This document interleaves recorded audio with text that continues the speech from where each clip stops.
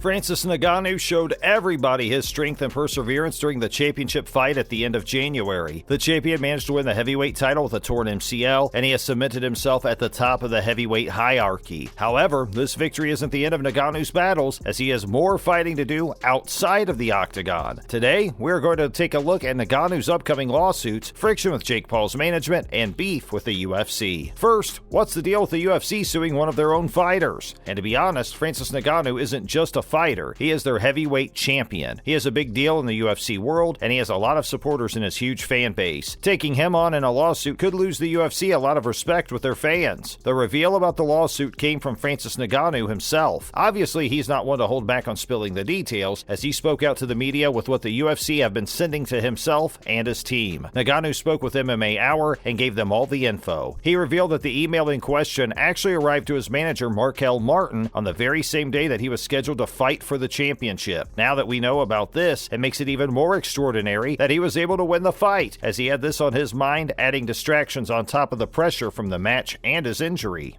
So, what was the content of the email? The email was to sue Markel and Ngannou for allegedly being in talks with Nakisa Badarian. According to sources, the conversation that allegedly happened was about Ngannou branching out into boxing, which the UFC doesn't want to happen. When speaking about it, Ngannou revealed, "Going into this fight, going into the arena, I dress up, I put on my suit, and I walk into the room waiting for my manager and my coach, and they were like, wow. They tell me that they just received an email from the UFC saying they were going to sue him for talking with Nakisa, and I'm like, who's Nakisa? If Francis Ngannou is to be believed, then he doesn't even know who Nakisa Badarian is. It definitely must have come as a shock to be getting this email out of the blue, especially on the night of such a big fight." Ngannou explained that he had no idea what was going on, saying, "They were telling me I don't know him pretty much, but he's somebody from Jake Paul's team. I'm like, is he a promoter or something? They're like, no. But once again, I don't know. It doesn't look like they want to talk to me anymore." So who is Nakisa Badarian and what's his deal? Nakisa Badarian is currently in Jake Paul's camp. He has a long history with the UFC and Dana White in particular. He has ties with both White and Lorenzo Fertitta, who used to be the CEO of the UFC. It was Fertitta who got Badarian on board with the UFC in the first place back in 2012. He ended up at the UFC's Executive Vice President of Strategy and Business Ventures, where he stayed until 4 years later. In 2016, he was promoted to Chief Financial Officer. At the end of that year, he left the UFC to work directly for Fertitta, and in 2019, he created his own promotional agency that manages the media and public relations of people like Jake Paul. Despite the fact that he was a friend of Dana White's for a long time, and he has had such close ties with the UFC, he does not seem to be very popular with them now. What have people been saying about Nakisa Badarian? Dana White has not been pulling any punches when it comes to his feelings about Badarian. Obviously, the two have had a huge bust-up at some point, as White has previously taken to Twitter to insult him and humiliate him in as public a way as possible. He said in the video, "If you've ever watched one of Jake Paul's fights and you see when they do the stare down, the guy that's standing in the middle with the warlock nose and the big wart on his face, that's his manager. Wow, that's harsh." But in this Twitter video, Dana White didn't only insult Badarian for his appearance, he continued to say, "That guy used to be an accountant for me, and let's just say this, he no longer works for me, and I think he is a scumbag." Wow. First off, it's worth noting that Dana White is totally underplaying how much Badarian was involved in the UFC. He was not an accountant, he was the chief financial officer. Something definitely happened here to make the two such enemies. Ngannou has also spoken out about how he feels towards Badarian. On one hand, he still claims not to know who he is, but on the other hand, he also says that it's not wrong for him to have talks with people about boxing. So is he denying it, or isn't he? See for yourself. As he said, "I don't know who the hell this guy is, first of all. I don't know him. I wouldn't recognize him if you put him in front of me. Secondly, he's not a promoter, and it's not like I can't have a dialogue with people about boxing. I talk about boxing all the time." Perhaps the more important question is, why would the UFC be suing Ngannou for talking about boxing in the first place? The UFC seems to be accusing Ngannou and his management of having talks with Badarian over getting into boxing. The UFC have disagreed with Ngannou over his contract in the past, with the latter being very interested in crossing over to boxing, and the former being firm in not allowing him to do so. Ngannou's contract officially ended after his championship fight with Gane, but he won't be able to officially leave the UFC until the end of the year. This is because he is now the champion. He can't go and fight somewhere else because he has to uphold the brand as representing being at the top. What issues has the UFC and Francis Ngannou had in the past in regards to his contract? It seems pretty clear that Ngannou has been less than satisfied with his current contract with the UFC. He has previously spoken out about his desire to try out boxing as a potential avenue in his fighting career, as he wants to try new styles while he is still able to fight at the height of his fitness. He desperately wants to box as it is something he is passionate about. Plus, he has publicly said that he wants to get in the ring with boxing's heavyweight champion, Tyson Fury. Obviously, none of this can happen while he's still under contract with the UFC, and if he has been doing more than just idly chatting about boxing, but has actually been in talks with a rival promoter, then he might actually be in breach of his contract. Francis Ngannou has previously also stated how unhappy he is with the pay he gets under his current contract. Currently, Ngannou receives around or over $500,000 per fight, which according to him is not enough. When he had an interview with ESPN, he said, "No, I will not fight for $500,000 or $600,000 anymore. It's over. I took this fight for personal reasons because I want to make sure that regardless of whether it's fair, I can make my case and that I have completed the fights." It seems as though Ngannou only took the last couple of fights he's done so he can legally say that he's upheld his end of the contract. It has seemed that for a while that he has wanted to stay with the UFC, but he just wants a pay increase. On top of the pay increase, he wants his new contract to stipulate that he is allowed to also undertake boxing matches and can fight against Tyson Fury. On top of all of this, there was also a very bizarre text message sent to Ngannou's manager. On the morning of the championship fight, Ngannou's manager received a text message from an unknown number. The message seemed to attack him extremely personally. It was full of profanities, insults, and racist remarks. It seems to serve the purpose of this message was not to only insult him, but to put the whole team off the fight that was coming up. Ngannou and his management have been extremely clear with the message itself and have even uploaded a screenshot to Instagram. However, they are refusing to say if they have any ideas as to who might have sent it. At the moment, there's no proof either way of anyone. They might suspect, so they have kept their opinions and theories to themselves, which, considering all the contract discussion that is going on, is probably a safe bet. So what do you think of all this contract controversy? Should Francis be able to try his hand at boxing? What do you think is going to come of the lawsuit? Let us know in the comments section below. And as always, thank you for watching, and we'll see you next time.